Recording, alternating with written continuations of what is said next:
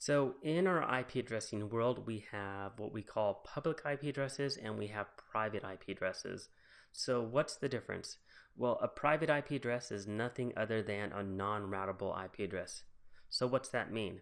That means is that if you are assigned a private IP address within your network, if you try to communicate out of your network across the wide area network, once your request goes to your router is going to see that you have a private IP address, and it's not going to go ahead and process that request. It's going to say, you're on a private IP address, I can't process that request, so I'm going to drop your request altogether, and you're not going to be able to communicate outside of my network. And so that's what a private IP address is about. Now, so why do we use IP addresses at our private IP addresses? Well, the main reason is not for security, but it's more so for efficiency. So what does this mean? Well, it means that we can have private IP addresses within our own network, and somebody else can have those same private IP addresses within their network, and 2,000 other companies can have the same private IP addresses within their network, and we can all use the same ones. And so it allows us to reuse IP addresses.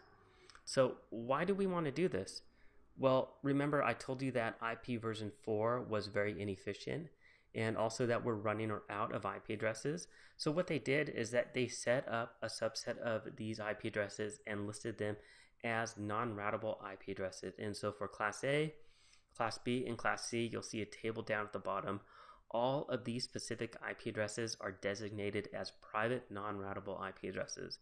And so what you do is that on your router, you configure one public address, and then within your network, everybody has a private address.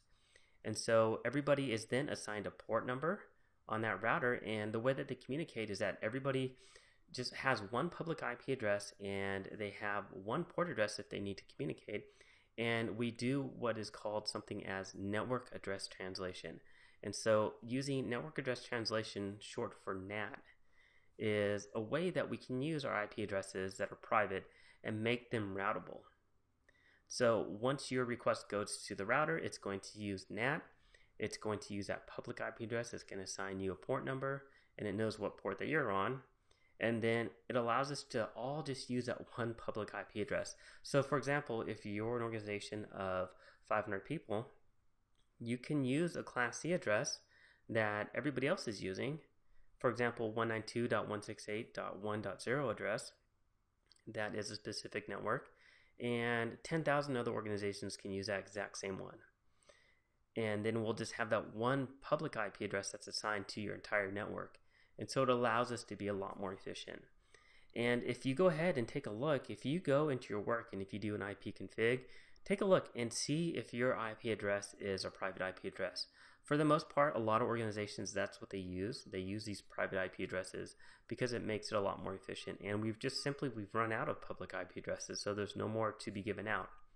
Now, if you're at home, again, do an IP config. I can almost guarantee if you're at home that you're going to have a private IP address. So that's what private IP address is, and that's why we use them.